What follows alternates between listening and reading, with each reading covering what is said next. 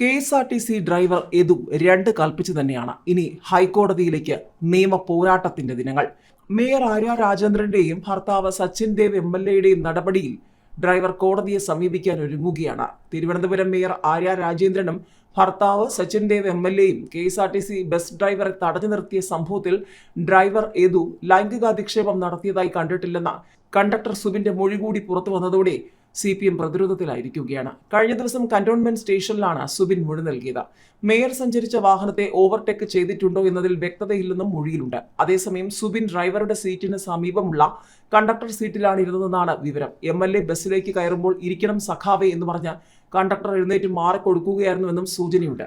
താൻ നൽകിയ പരാതിയിൽ കേസ് എടുക്കാത്തതിനെതിരെ ഡ്രൈവർ യദു ഹൈക്കോടതിയെ സമീപിക്കും. KSRTC ബസ്സിലെ CCTV ദൃശ്യങ്ങൾ കാണാതായ സംഭവത്തിൽ പോലീസ് ഇപ്പോഴും ഇരുട്ടിൽ തപ്പുകയാണ്. ഒരു സ്ത്രീക്കെതിരെ ലൈംഗികാധിക്ഷേപം നടത്തിയെന്ന പരാതി ലഭിച്ചിട്ടും വിവാദമായിട്ടും പ്രധാന തെളിവായ ബസ്സിലെ CCTV അന്ന് തന്നെ പരിശോധിക്കാത്തത് ഗുരുതര വീഴ്ചയാണ്.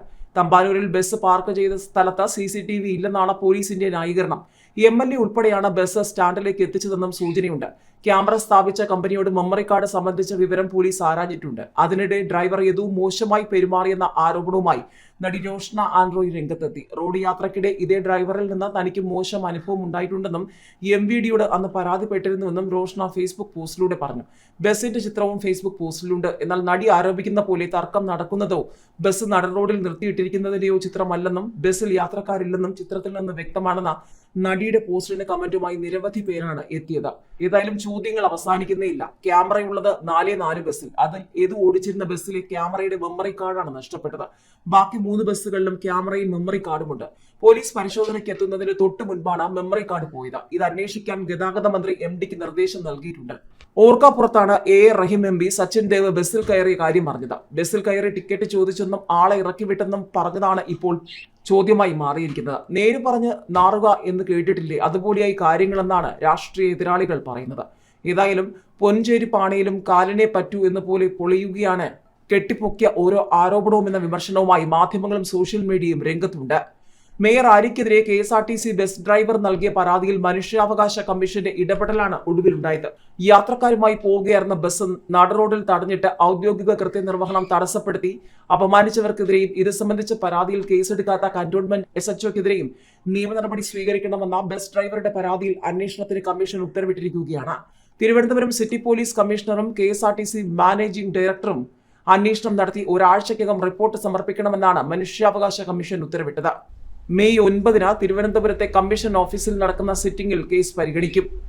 അതിനിടെ ഡ്രൈവർ യദു BMSകാരനാണെന്ന വാദവുമായി പാർട്ടി പത്രം ദേശാഭിമാനിയും രംഗത്തിറങ്ങി. സ്ത്രീകളെ അശ്ലീലാംഗങ്ങൾ കാണിച്ചതിനും അപകടകരമായ ഡ്രൈവിംഗിനും യദുവിനെതിരെ മുൻപും പരാതി ഉണ്ടായിരുന്നു എന്നാണ് ദേശാഭിമാനിയുടെ ആരോപണം. CPM മേയറായതുകൊണ്ടാണ് ഇങ്ങനെയെന്നാണ് ദേശാഭിമാനിയുടെ ഭാഷ്യം. ഏപ്രിൽ 27 രാത്രി 10 പാളയത്ത് മേയറും സംഘവും ബസ് തടയുകയും ബസ്സിലെ ഡ്രൈവറുമായി വാക്കേറ്റം ഉണ്ടാവുകയും ചെയ്ത സംഭവത്തിലെ നിർണായക തെളിവായ മെമ്മറി കാർഡ് ഒളിപ്പിച്ച സംഭവത്തെക്കുറിച്ച് ആരും മിണ്ടുന്നുമില്ല.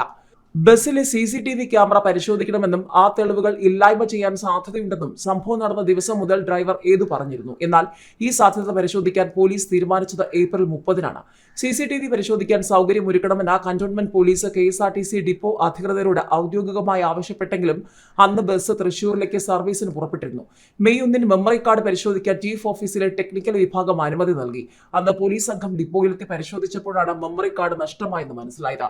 ജനറൽ കൺട്രോളിംഗ് ഇൻസ്പെക്ടറുടെ പരാതി പ്രകാരം മെമ്മറി കാർഡ് നഷ്ടമായത് 1 പുലർച്ചെ 1 രാവിലെ 10 ഇടയിൽ ബസ് തമ്പാനൂർ ഡിപ്പോയിലെ പാർക്കിംഗ് ഏരിയയിൽ നിർത്തിയിട്ടിരുന്ന സമയത്താണ്.